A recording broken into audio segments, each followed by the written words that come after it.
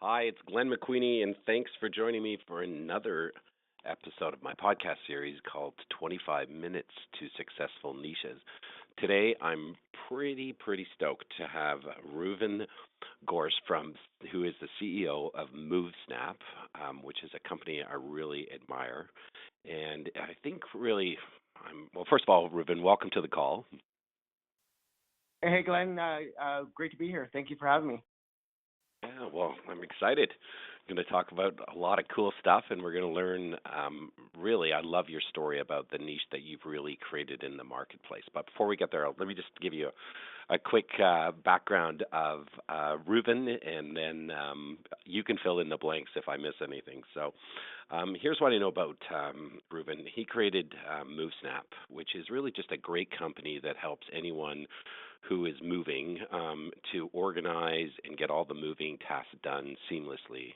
And prior to finding MoveSnap, Reuven spent over 15 years helping 14 Fortune 500 companies, rather, really help solve the selfish problems that their customers have by consulting and really building in like more back end systems to make that client experience world class.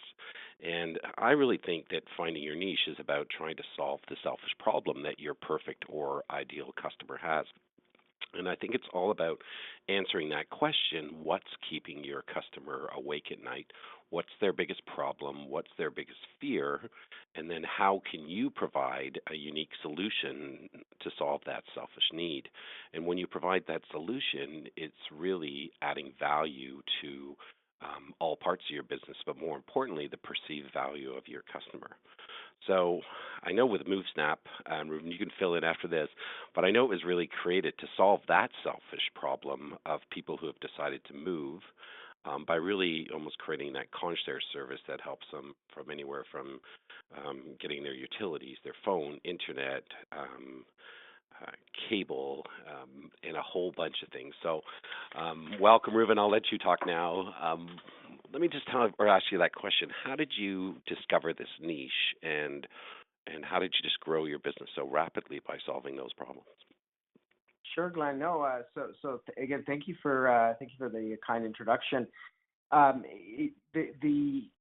found the niche essentially through my own personal experience, much like a lot of people do. A couple of years ago, my wife and I actually, we bought our dream home, and we were super stoked and excited. I remember, signing the deal. We were in, multiple offer situations and so on. So it was a little bit of a grueling process, but then you get that sense of relief. I remember celebrating and hey, we're finally, getting out of the old house and into something that we really wanted and admired. Now, as soon as we woke up the next day, we realized that we sort of looked at each other and said, "Oh my God, we have so many things we got to get done."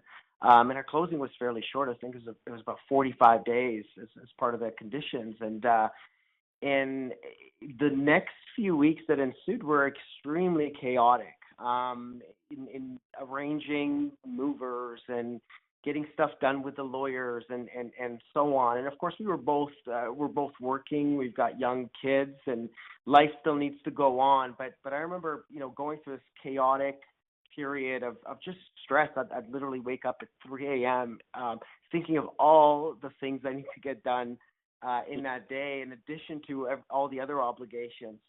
Now, it wasn't until a few weeks after we moved, and I remember being in a meeting at work, and my phone rang, and it was my wife, and then I put it on hold initially, and then it rang again. I'm thinking there's some sort of emergency going on, and I walked out of the room. She's on the other line. She's like, literally distressed. She's been pulled over by the police and then given a ticket for failing to update her vehicle registration, or I should say, me failing to update her vehicle registration because she still won't let me live it down. And then it was like absurd, like a $300 fine and so on. I realized how many things we really forgot. When we've moved before, we thought, hey, we knew, we got this, we knew what we were doing. It's stressful and so on, so we kind of followed a checklist. So again, we're speaking of selfish need, Glenn. We really didn't find anything out there outside of dozens and dozens of generic checklists. And the one moment that really struck me is that nobody was really around to help. Right? There's nobody that we could call even to find out, what we missed, what we should be doing, and we just ended up in this chaotic situation, which brought on the light bulb kind of goes off and says, well, how come there's nothing out there? And there's literally 17 million households across North America that relocate each and every year. So, once you start kind of piecing once the pieces come together, there's a huge opportunity here to really solve a real problem that people are having. It's so true. In my 28 years of selling real estate, I've really noticed that it starts at the 30 days before closing. There's some stress, and then you get to 20, it's increasing, 15, increasing, in the last 10 days before closing are just the most stressful time for our clients or for you as the buyer about to move into this big home. And I often find it's really interesting that agents, will either hand the client a checklist or email them a checklist and say, "Oh, here, by the way, here's your moving checklist. Just go through it." And I think, maybe that was okay 10 or 15 or 20 years ago, but everyone is so busy, so preoccupied. As you said, you got young kids. You and your wife are working. It's just the most stressful time. And I really believe that how an agent shows up with that customer over the last 10 days of closing is the difference between that customer feeling they had an okay experience and that customer feeling like or becoming a raving fan of your business. And I know what we used to do would be to call our clients every day for the last 10 days and with just one simple question, what can we do to help? How can I help you? And Right. sometimes it was like, oh my God, can you do this? And other times it's like, no, I think we're okay. But I think the whole idea is if you can just keep that level of fear down so they're not in panic and keep it down and calm it almost, or as my daughter says, Dad, calm your farm. I still don't know what that means, but it means something. Um, I think, and that's what I love with what you've done, how you just kind of found that one big problem in the marketplace and decided to kind of solve it in such a great way. I'm sure you'll tell me more about it. But I guess on this call too for agents who are listening right now is don't forget these pieces. I mean, the whole part about creating a niche market is first of all, go and find a problem that someone has that no one else recognizes. Go and see how deep that market is, which is exactly what you did. Then create a unique or a technology or some unique process to get those people into your web, but more importantly is create the unique experience so that they just start sending all of their friends, family members to your amazing experience.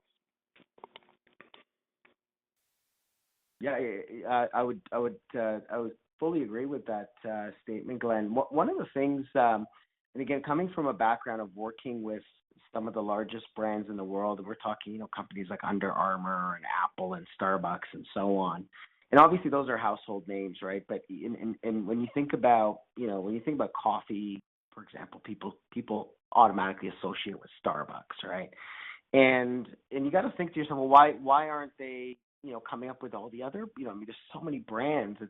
Coffee is a commodity, but why is Starbucks this giant that's really dominating and winning the game? And not only are they winning the game, but if you think about, Starbucks has something like close to 1 million people Instagramming their latte every day and sharing it with millions of others, which is again that word of mouth influence, and that influence only comes through serving a really great experience. And when we say a really great experience, it's not only, hey, we got the job done, we sold the home or we served a cup of coffee, whatever you may do in your niche.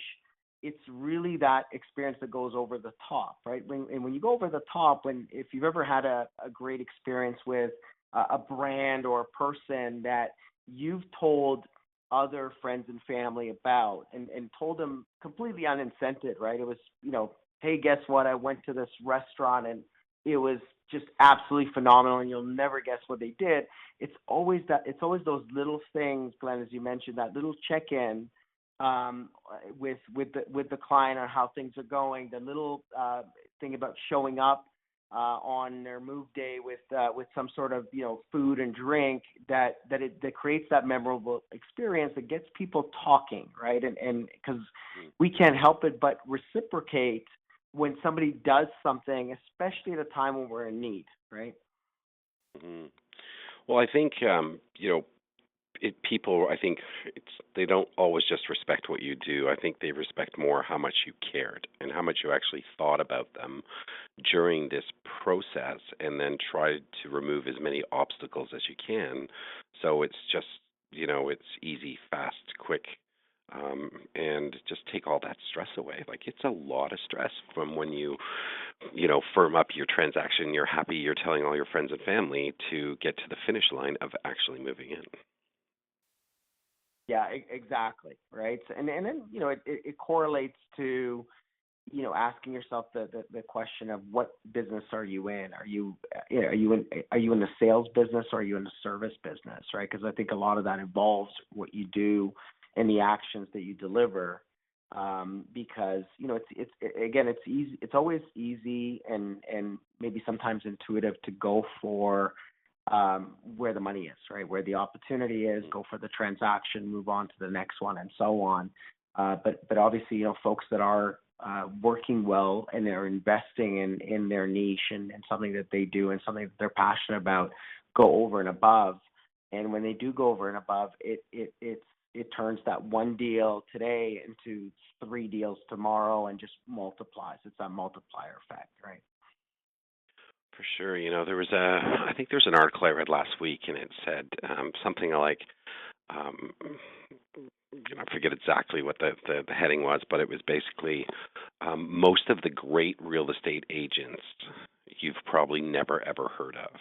And if you look at our industry, the agents that it's like two camps, right? You have the short-term money agent, and then you have the long-term agent who's committed to building a long-term business with their clients. And so that everyone they come in contact with, you can either, it's almost like the difference between a cab and a limo, like a cab is built for you to have a short-term experience, and it's not going to be nice. It's all the same. No one ever refers a cab driver, right?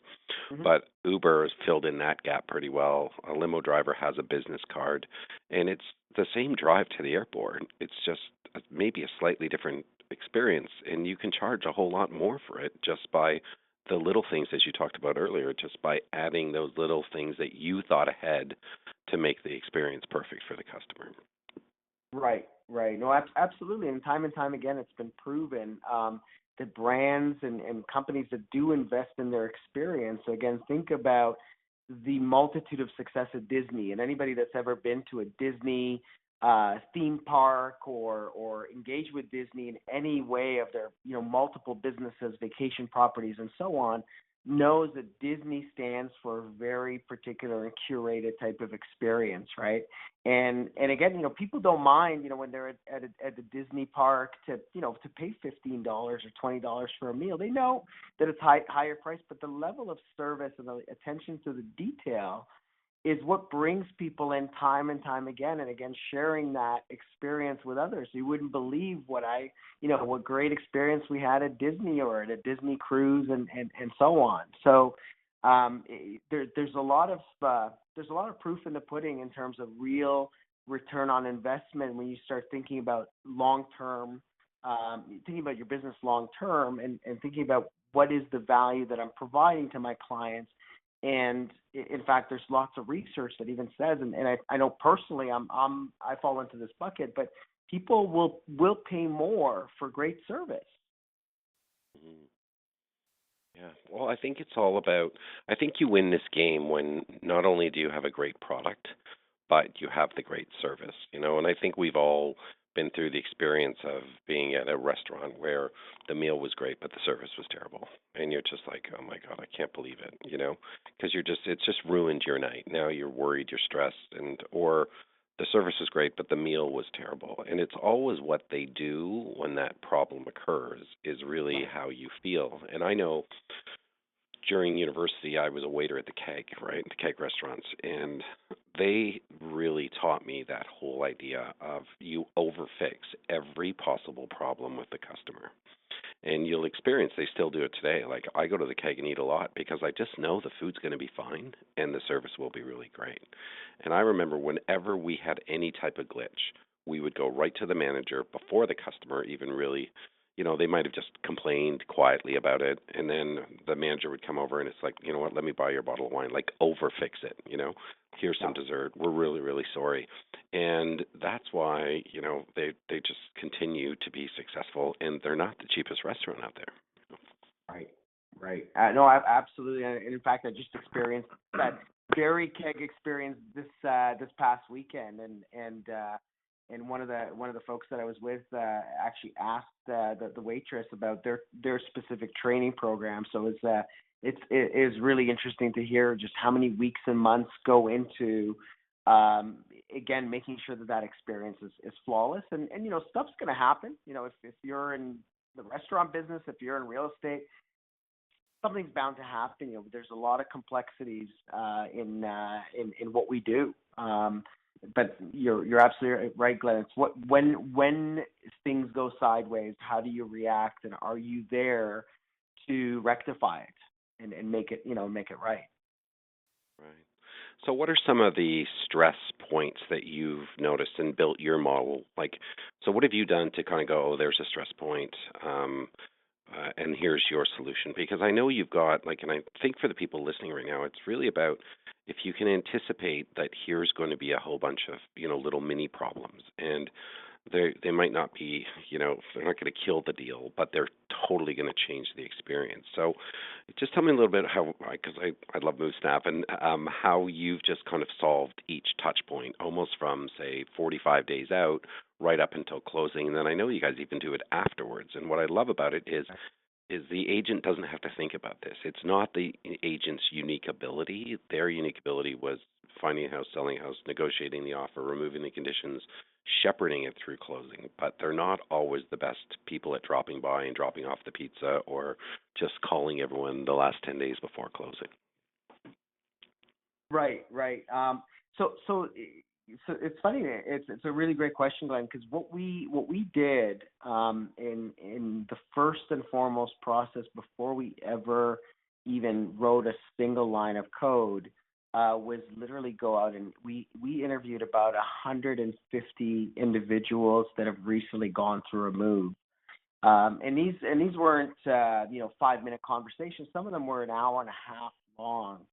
Of just getting those individuals to talk about those very stress points that they had. What we learned from that is there's all sorts of different situations, and again, when you're buying or selling a home, it usually goes with something else. You're getting a new job, you're getting married, you're downsizing, you're a first-time buyer, and you're excited to move into your first property. And with that, every move is actually pretty unique, right? Because you've got different people at different levels of experience. Some have done it 15 times over the last decade, and some have never left their parents' home, right? So through all those interviews, we actually learn about all the various scenarios. Where did people encounter those friction points? And then we started putting it together in terms of a flow, right, to fix those very problems. Now, we're still learning. We're about a little bit over a year in, and we're still learning from and encountering different situations every day. And the nice thing again about talking to our clients, the home buyers and sellers, and of course talking to agents all the time, is learning what would benefit their business, and we get tons of feedback through this ongoing dialogue, and then we very quickly rationalize. If we hear a recurring theme, we build it right into the software, and I think that's what's made us successful, both in terms of the real estate community, because a lot of the agents that we partnered up with early on, they knew, hey, these guys are new to the market. This is something new. Do I really take a chance and put my reputation on the line? And those that did realize that, as soon as there was any piece of feedback or a glitch and they phoned us or emailed us or texted us, they knew that within a couple hours it'd be fixed, it'd be rectified, and then we learned from it so the next time the experience is even better. I think that's been really the key or the secret sauce to really iterating, much like we do with business, right? To learn and also react and respond. Yeah, and I love that, because so many agents plan their marketing from their point of view instead of from the customer's point of view, or almost like from the person who's actually writing the check. And I love how you actually went out to the people who would write the check, to the agents. It's almost like if we went back to all of our 150 past clients and says, okay, like just tell me every step of the transaction. Where did we exceed? Where was a glitch? And then I love how you almost planned your whole operating system directly from like reverse engineering it back so that you could just get rid of most of the glitches and make it so easy for all of those people that you serve. Right, right, and that's key, right? Because a lot of people are almost afraid to ask for feedback. I know there's a certain kind of almost survey phobia, right? To say, yeah, you know what, maybe if this one didn't go wrong, and sometimes the truth is hard to hear, right? Especially if you feel that you didn't do well. But I find if you're committed to continuous improvement, right? Because how else would you improve other than not getting candid feedback from really somebody that voted for you with and with their wallets and entrusted you to help them go through the largest transactional, largest purchase or sale in terms of the assets they own. And that feedback, as long as you're open to it, and again, there's nothing wrong with having a candid discussion to say, look, what did I do well? Where did I fall short? And what should I be doing next time, right? And I think most people hesitate, but from a client perspective, I haven't seen a lot of people that really mind providing that type of feedback and saying, look, Glenn, I think you did really well, on ABC, but D would have been a little bit better, right? And once you hear that and you're willing to incorporate that into your business, I think you're definitely on the right path of iterating and finding what works and what works for you specifically, right? Mm-hmm. So what were some of the other challenges you noticed when we were, or what are some of the flare-up touch points? Or, just walk me through your process almost from 30 days to closing onwards or 45 days. So people can really maybe understand how well you guys have done this and figured out every single step. So what are some of the major headaches you found out? Yeah.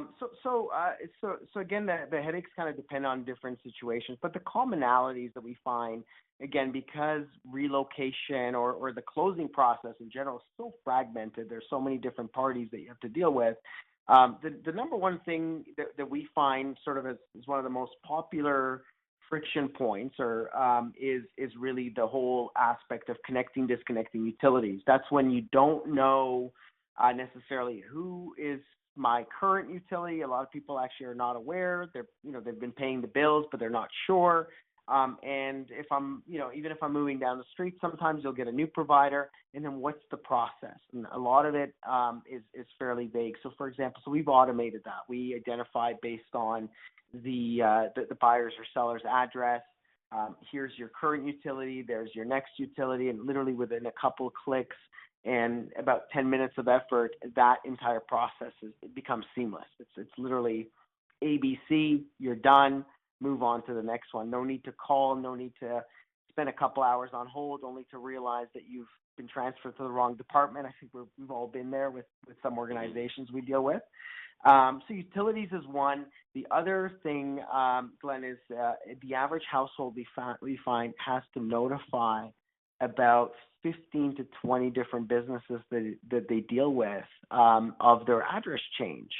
And there's a big misconception out there is that people go and pay the mail forwarding fee, and mail forwarding is kind of this magic pill, and all the mail will automatically get redirected. Well, mail forwarding eventually expires, and then what happens is, that credit card that you never really remember that you had, or that driver's license renewal form ends up in some stranger's mailbox, right?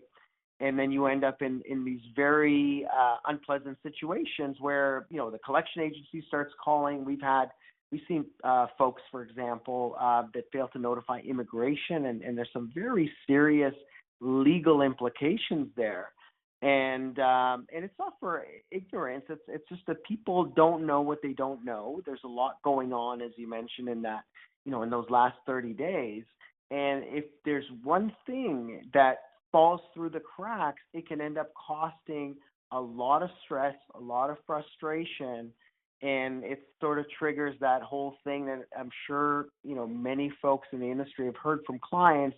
They'll say, you know what, Glenn, I'm never moving again, right? And if you're in the business of helping people essentially make a move, that's never a great thing to hear. Yeah, that's right. We're like, no, no, that must be a mistake. Yes. Okay, and what are some of the other stresses as we get closer to the closing date, the last couple of days, or the other processes you've got? Well, the last couple of days are probably sort of the pinnacle, right? And that's when you start really thinking, well, what did I miss? So hopefully you've got your movers booked, you've got everything packed and prepared for the move. A lot of people we find, and we make sure that we send a lot of tips in advance, like, pack your moving day bag, right? Something as simple as that. Stick in your cell phone chargers, a couple of Nutri-Grain bars, bottle of water, a pair of scissors when you get to your new home. And again, those are just very common sense tips, but a lot of people just forget. You've got your entire life in boxes, and you as you go through the day, and typically it takes hours to pack and load everything up. You're famished, your cell phone ran out of battery, the movers don't show. So if there's anything you could do to prepare, and we find we're always advising people to prepare themselves, and just really take the time and plan out the day itself, then it goes a lot smoother for them, and then they can settle into their home faster. Right.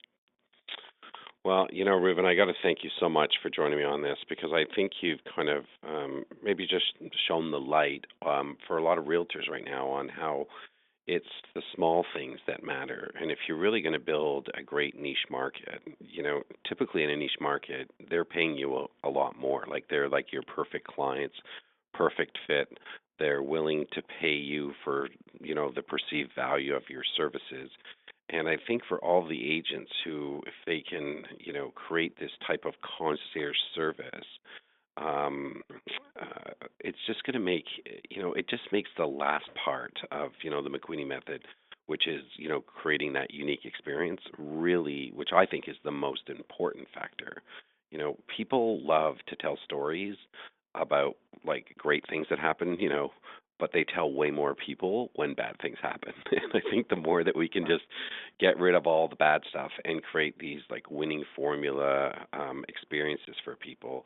And I love how you went right into that niche, saw where the problem was, surveyed the clients, and then created this amazing solution through your technology at MoveSnap that it solved that problem. And I think you really role modeled the behavior for us, for people who want to get into those niche markets, on what are my steps, right? And it's like, well, go find the gap in the market, and then go and create a unique solution for your, I guess, tribe to follow. Yeah, exactly. And again, I know at a high level, to a lot of people that may be listening may be thinking, well, again, like, where do I get started? And I think, Glenn, the only thing to kind of leave the your listeners with is you're going to get nuggets once you talk to people in your niche, right? And I think you've mentioned that in previous episodes of the podcast, is get out there and chat with people, and those problems will very quickly surface. And once the juices start running in terms of what that creative solution can be, you will solve that problem, and you'll be the very best at your niche in terms of delivering a solution to that specific tribe. Yeah, that's amazing. Well, thank you, Reuven. Thank you so much for joining me today. I really appreciate your time on this call. My pleasure. Thank you for having me. Okay.